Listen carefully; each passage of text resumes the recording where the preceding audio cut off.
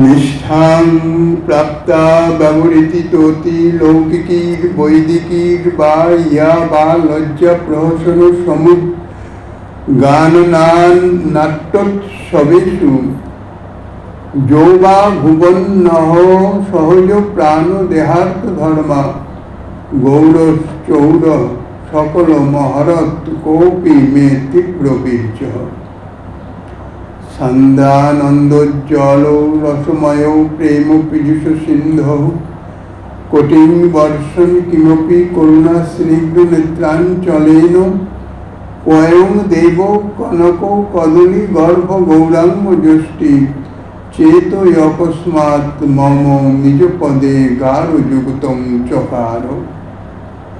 কলিযুগ পাবন অবতার পরম করুণাময় শ্রী গৌরাঙ্গ সুন্দরের পরম অন্তরঙ্গ প্রিয় পার্ষদ বর্জ উচ্চ পাদ শ্রীল প্রবোধানন্দ সরস্বতী পাদ তাহার শ্রী শ্রী চৈতন্য চন্দ্রামৃতম নামক শ্রী গ্রন্থের ৬০তম শ্লোকে বলছেন, অতি বলশালী গৌর নামক কোন চোর আমার লোক ও বেদ সম্বন্ধীয় নিষ্ঠাপ্রাপ্ত ব্যবহার শ্রেণী প্রেমোৎসবে উন্মাদ হয়ে উচ্চ হাস্য সংকীর্তন নিত্যাদিতে লজ্জা এমনকি প্রাণ ও দেহের ধর্ম সকল নিঃশেষে অপহৃত করিয়াছেন।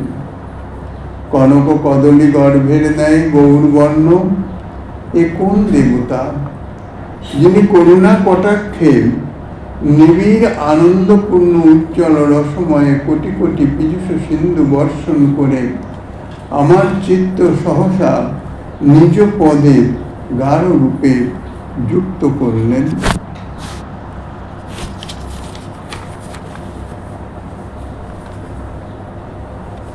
যাহারা চতুর্বর্গকেও তুচ্ছ করেছেন এমন শ্রীহরির দাস ভক্তগণ যে রহস্যময় গোপীপ্রেম লাভ করতে সমর্থ নহেন, শ্রী গৌরাঙ্গ চরণাশ্রয়ে তাহা মিলিয়া যায়। যদি বলো লৌকিক সম্পদ বৈদিক পারমার্থাদি ত্যাগ করে শ্রী গৌরাঙ্গের শ্রী গৌরাঙ্গ চরণে অনুরাগ প্রকাশ করিতেছেন কেন? তাহার উত্তরে বলছেন, শ্রী গৌরাঙ্গ নামক একজন মহাবলবান চোর, যিনি আমার সর্বস্ব অপহরণ করিয়াছেন। যদি বলো তুমি তো সাবধানী লোক, সদা সর্বদা সাবধানে সচেতনে থাকো, তাহলে চোর কি করে তোমার সর্বস্ব অপহরণ করবে? কেমন করে তোমার সর্বস্ব অপহরণ করলো? তাহার উত্তরে গ্রন্থকার বলছেন, ওই চোরের যে প্রভাব না, তাহা অতি তীব্র। চোর তো অজান্তে চুরি করে নেয়, আর এই চোর অজান্তে নয়, বলপূর্বক আমার সর্বস্ব হরণ করে নিয়েছে। যদি বলো তোমার কি কি দ্রব্য চোর অপহরণ করেছেন, তার উত্তরে বলতেছি শোনো। আমার নিষ্ঠাপূর্ণ লৌকিক এবং বৈদিক ব্যবহার, যাহা আমি বলতে গেলে আজন্ম নিষ্ঠা সহকারে পালন করে এসেছি। শাস্ত্র অনুযায়ী সমস্ত কিছু আমার আচরণ ছিল, শাস্ত্র বহির্ভূত কোনো কিছুই আমি করি নাই। কিন্তু সেই যে লৌকিক এবং বৈদিক শাস্ত্রসম্মত যে আমার আচরণ ব্যবহার যা কিছু ছিল, যে নিষ্ঠা ছিল, তাহা সমস্ত অপহরণ করে দিয়েছেন। কৃষ্ণ প্রেমে উন্মত্ত হয়ে প্রেমহাস্য এবং সংকীর্তনে আমার যে লজ্জা ছিল, আমি সন্ন্যাসী ছিলাম, কীর্তন নৃত্য ইত্যাদি সন্ন্যাসীর পক্ষে ধর্মশাস্ত্র বিরুদ্ধ। কাজেই কৃষ্ণ প্রেমে উন্মত্ত হয়ে যে প্রেমে হাসি, উচ্চ হাসি বা সংকীর্তন সহ যে নৃত্য ইত্যাদি, তাহাতে আমার লজ্জা ছিল, কেননা সেগুলোই সঠিক নয়। ক্ষুধা পিপাসা প্রভৃতি দেহধর্ম এবং প্রাণধর্ম এগুলি আমার ছিল, কিন্তু সেই সকল ওই চোর বলপূর্বক আত্মসাৎ করে নিয়েছে।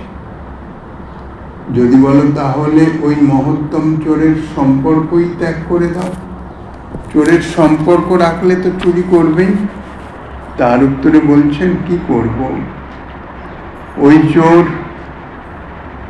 এই সমস্ত কিছু চুরি করে, সর্বস্ব অপহরণ করে, তার বিনিময়ে আমাকে যে বস্তু দিয়েছেন, যে প্রেমরস প্রদান করেছেন, সেই প্রেমরস পান করিয়ে আমাকে উন্মত্ত করে দিয়েছেন। এমন উন্মত্ত হয়ে গেছি যে আমার প্রাণ এবং দৈহিক ধর্ম সকল যে চোর অপহরণ করেছেন, সুতরাং সেগুলি সম্বন্ধে আমার কোনো স্মৃতিই নাই, এবং তাহার চরণে এমনভাবে বশীভূত হয়ে গেছি যে যদিও তিনি আমার সমস্ত কিছু অপহরণ করেছেন, তবুও আমি সেই গৌর হরির চরণকেই আশ্রয় করি। যদি বলো বুঝলাম, তুমি পরম গম্ভীর প্রকৃতি, কোনো বিচার না করেই সেই চোরকে তুমি হৃদয়ে স্থান দিয়েছিলে, তাই তো সে তোমার সর্বস্ব অপহরণ করেছে। আহা, তুমি এমন অবিচারে তাহাকে চিত্তে স্থান দিলে কেন? তার উত্তরে বলছেন যে আমার কোনো ইচ্ছার অপেক্ষা না রেখে এই অনির্বচনীয় দেবতা, এনার স্বরূপ গুণ ইত্যাদি তাহা ভাষায় বলা যায় না, তিনি আমার ইচ্ছা অনিচ্ছার কোনো অপেক্ষা রাখেন নাই। তিনি নিজ পদারবিন্দে আমার চিত্তকে সহসা দৃঢ়ভাবে যুক্ত করে নিয়েছেন। কি উপায়ে যুক্ত করলেন তাও বলিতেছি, শোনো। করুণা স্নিগ্ধ নয়ন প্রান্তে অনির্বচনীয় নিবিড় প্রেমামৃত সিন্ধু বর্ষণ করে। এমন তানার নয়ন করুণা বিগলিত, সেই করুণা বিগলিত নয়নের প্রান্ত দিয়ে যে প্রেমামৃত রস সিন্ধু বর্ষণ করেছেন আমার চিত্তের প্রতি, যে সেই প্রেমামৃত সিন্ধুতে আমার চিত্ত ভাসমান হয়ে তাহার চরণে গিয়ে সংলগ্ন হয়েছে।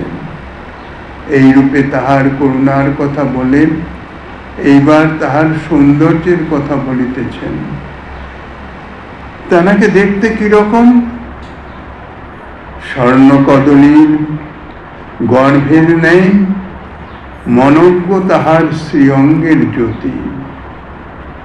হেমরম্ভা গৌর শ্রীহরি কারুণ্য প্রেমামৃতে জগৎ পূর্ণ করে আমার মন হরণ করে নিয়েছেন।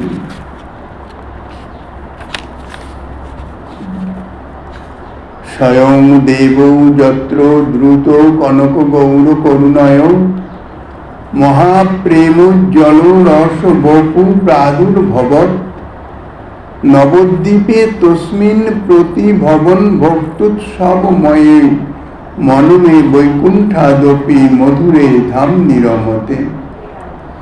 যত্তৎ বদন্তু শাস্ত্রাণি যত্তৎ ব্যাখ্যান্তু তার্কিকা জীবনং মম গৌরাঙ্গ পাদাম্বুজ শুধৈবতু। গলিত কাঞ্চন বর্ণ মহাপ্রেমানন্দোজ্জ্বল বপু স্বয়ং ভগবান গৌরচন্দ্র কৃপা করে যে নদিয়াপুরে আবির্ভূত হয়ে প্রতিটি ভবন উৎসবময় করেছিলেন, বৈকুণ্ঠ অপেক্ষাও মধুময় ধাম সেই শ্রী নবদ্বীপে আমার চিত্ত গাঢ় রূপে রমিত হইতেছেন। শাস্ত্র সকল যাহা বলে বলুন, তার্কিকগণ যাহা খুশি ব্যাখ্যা করুন, শ্রীচৈতন্য চরণ কমল খরিত মধুই আমার জীবন।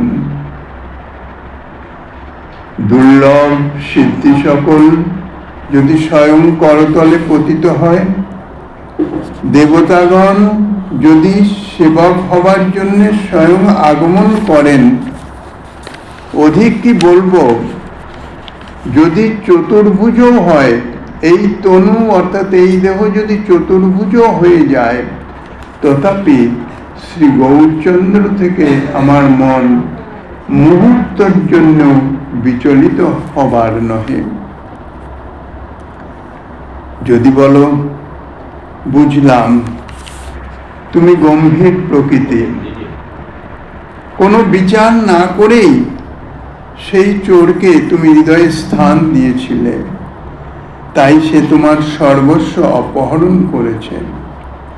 আহা, তুমি এমন অবিচারে তাহাকে চিত্তে স্থান দিলে কেন?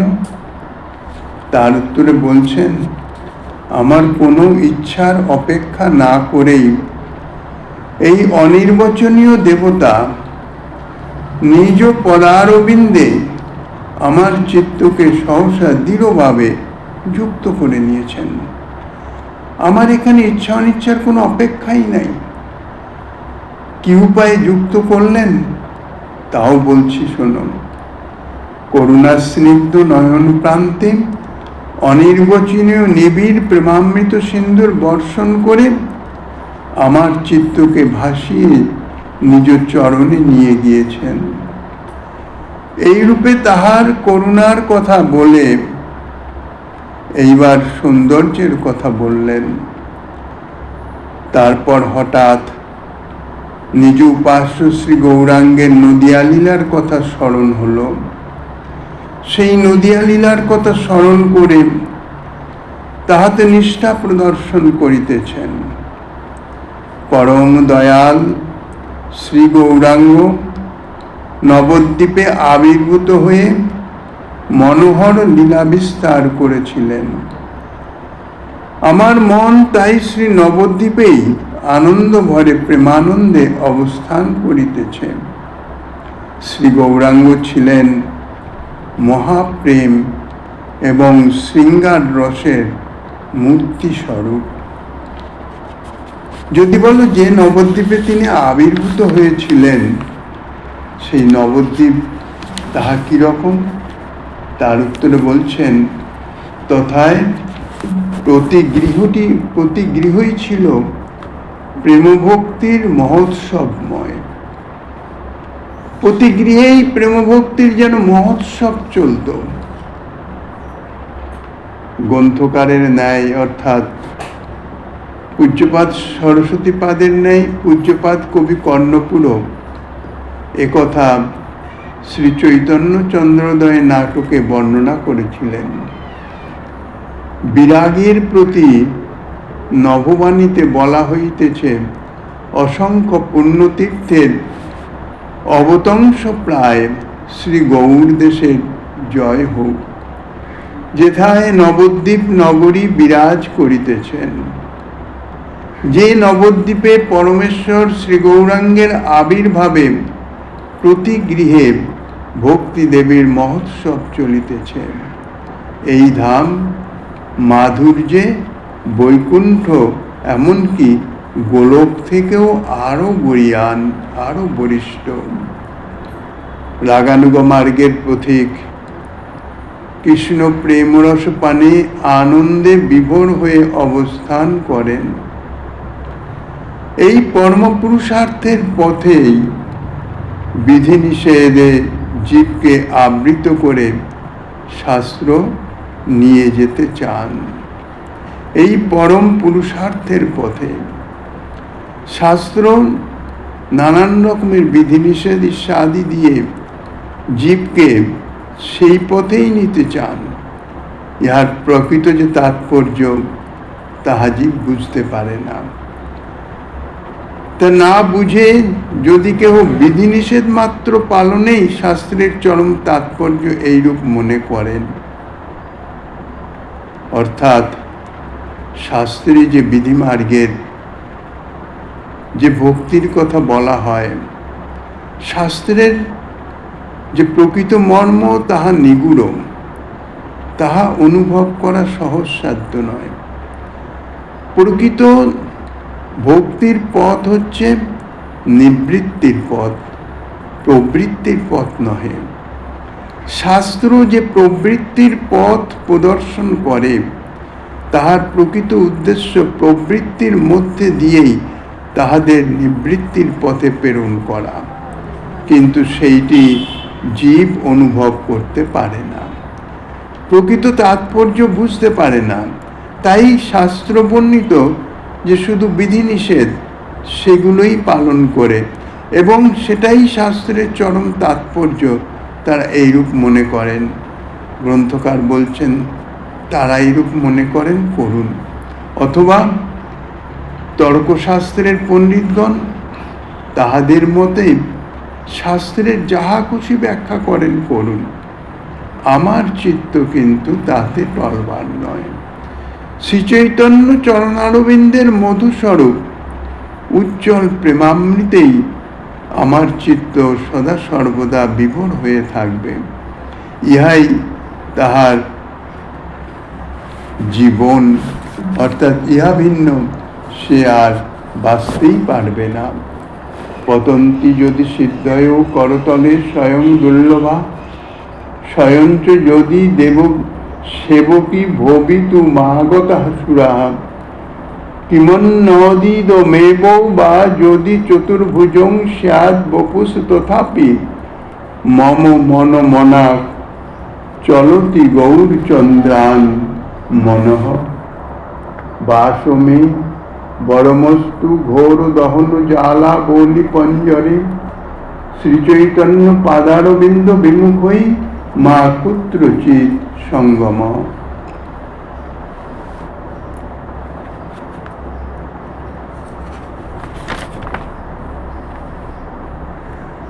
দুর্লভ সিদ্ধি সকল যদি স্বয়ং করতলে পতিত হয়, দেবতাগণ যদি সেবক হবার জন্য স্বয়ং আগমন করেন, অধিক কি বলবো, এই তনু যদি চতুর্ভুজ হয়, তথাপি শ্রী গৌরচন্দ্র হইতে আমার মন মুহূর্ত বিচলিত হবার নহে, বরং ঘোর অগ্নি শিখারাশির মধ্যে আমার বাস হয় হোক, তথাপি গৌরচরণ বিমুখ জনের সহিত যেন আমার কখনো সঙ্গ না হয়।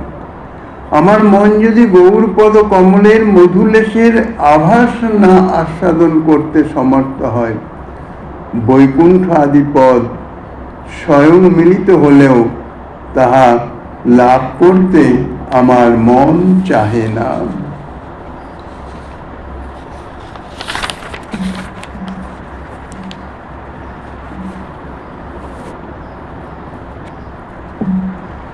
যাহারা শ্রী গৌরাঙ্গের পাদাম্বুজের প্রেমরস এক কণাও আস্বাদন করতে পেরেছেন, তাহাদের মন পুরুষার্থ রূপে বর্ণিত, অর্থাৎ শাস্ত্রে যাহাকে পুরুষার্থ বলেছে, যার জন্য সমস্ত জীব নানান রকম সাধন ভজন ইত্যাদি করে, যাহা প্রাপ্তির জন্যে, সেই সমস্ত সুখ তুচ্ছ বোধ করে থাকে।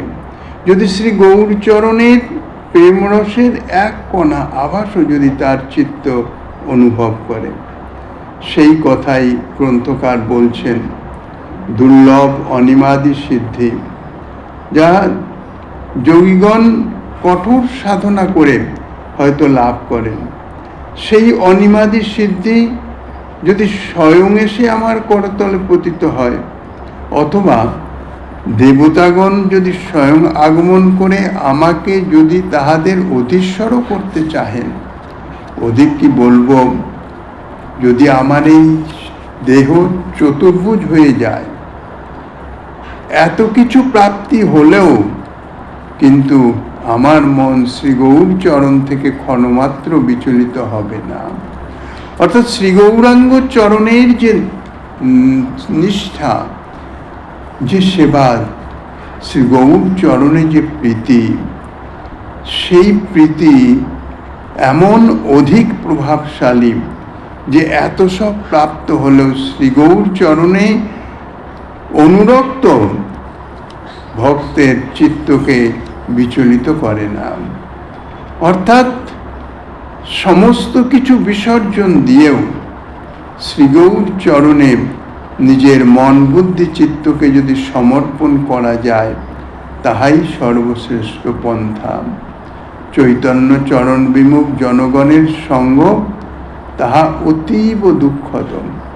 কেননা সঙ্গের একটা মস্ত বড় প্রভাব আছে। সঙ্গগুণেই রংধঙ্গের।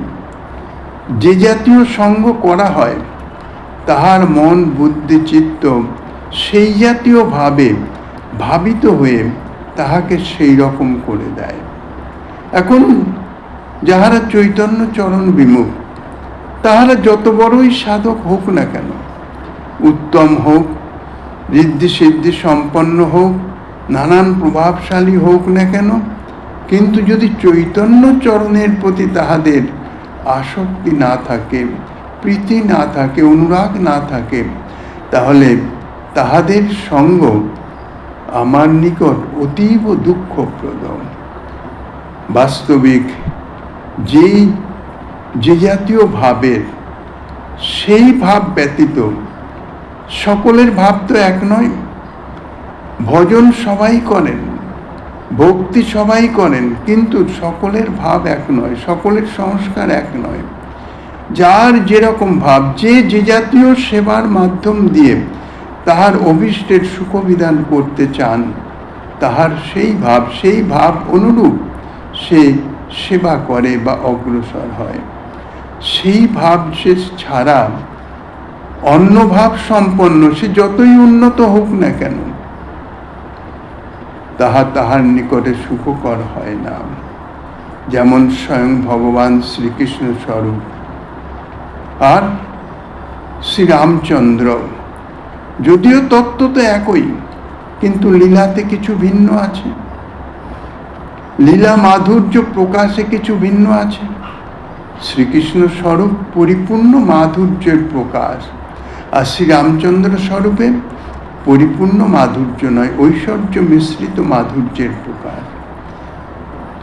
সেই শ্রীরামচন্দ্রের একান্ত ভক্ত শ্রী হনুমান, দাস্য ভক্তের যিনি আচার্য বলা হয়, সেই হনুমান শুধু দাস্য ভক্তের আচার্য তা নয়, জ্ঞানী গুণে পাণ্ডিত্যের সর্ববিষয়ে তিনি সর্বোচ্চ কক্ষায় বিরাজিত। তিনি জানেন শ্রীকৃষ্ণ স্বরূপ। সেই শ্রীকৃষ্ণ দ্বারকা থেকে যখন হনুমানকে দর্শনের জন্য অর্থাৎ আহ্বান জানালেন, হনুমান তাহা উপেক্ষা করেছিলেন। পরে বলেছিলেন, আমি জানি শ্রীনাথে অর্থাৎ দ্বারকানাথে এবং জানকীনাথে অভেদ, কিন্তু তবুও আমার মন প্রাণ জানকীনাথেই নিবিষ্ট। বলে দিয়েছিলেন তখন শ্রীকৃষ্ণ যে রামচন্দ্র তোমাকে ডাকিতেছে। হনুমান তৎক্ষণাৎ উপস্থিত হয়েছিলেন এবং দ্বারকানাথকে রামচন্দ্র স্বরূপে এবং রুক্মিণীকে সীতামায়ের স্বরূপে হনুমানকে দর্শন দিতে হয়েছিল। ইহাই হচ্ছে ইষ্টে নিষ্ঠা, ইষ্টে নিষ্ঠা, ভজন নিষ্ঠা। যাহার যে ভাবের ভজন, যে ভাবের ভজনে সে রত, সেই ভাবের ভজন ছাড়া অন্য কোনো ভজনের কথা যদি কেউ বলেন, তাহলে বাস্তবিক তাহার সুখ তো হয় না, দুঃখ হয়। এই জন্যেই বলছেন এখানে উপলক্ষণে যে চৈতন্য চরণ বিমুখ জনের সঙ্গ অতি দুঃখদ। প্রেমার্থী জনের তাহা কখনো অভিপ্রেত নহে। শ্রী চৈতন্য চরণারবিন্দের ভজন সুখে যে আনন্দ, স্বয়ং মিলিত বৈকুণ্ঠ আদি সুখের সে আনন্দ নাই। এই শ্লোকে ইহাই প্রকট করিতেছেন। ঘোরতর বন্যী জ্বালার মধ্যে আমার বাস শ্রেয়। বলছেন চতুর্দিকে অগ্নি জ্বলছে, তার মধ্যেও যদি আমাকে থাকতে হয় তাহাও আমি আনন্দর সহকারে মেনে নিব, তাহাও আমার পক্ষে শ্রেয়স্কর হবে, মঙ্গলজনক হবে। কিন্তু গৌরচরণ বিমুখ জনগণের সঙ্গ যেন আমার কখনো না হয়। যদি বলো গৌরচরণ ভজন অপেক্ষা সুখময় বৈকুণ্ঠ প্রাপ্তির সাধন করো, বৈকুণ্ঠে তো অনেক সুখ এবং বৈকুণ্ঠ তো ভগবানেরই স্থান। তাহার উত্তরে বলছেন, শ্রী গৌর ভগবানের চরণ ছটা যদি স্বল্পও লাভ না করতে পারি, শ্রী গৌর ভগবানের চরণ কৃপা যদি কিঞ্চিত মাত্র লাভ করতে না পারি, তাহলে আমার মন বিনা সাধনে বৈকুণ্ঠ প্রাপ্তিও ইচ্ছা করে না। অর্থাৎ সারা জীবন সাধন করেও যদি গৌর ভগবানের চরণ কৃপা আমি প্রাপ্ত নাও হই, তথাপি বিনা সাধনে যদি কেউ বৈকুণ্ঠ প্রাপ্তি করিয়ে দিতে চায়, তাহা আমি চাই না, আমার মন তাহা ইচ্ছা করে না। এইভাবে গ্রন্থকার নিজ অভীষ্টের সম্বন্ধে বলছেন, উপাস্য তত্ত্বের সম্বন্ধে বলছেন। পরবর্তী আস্বাদনী শ্রীমন মহাপ্রভু গিরিধারী লালের কৃপা হলে আগামী দিন আস্বাদনের বাসনা রেখে অধ্যকার শ্রী চৈতন্য কথার এখানেই বিশ্রাম।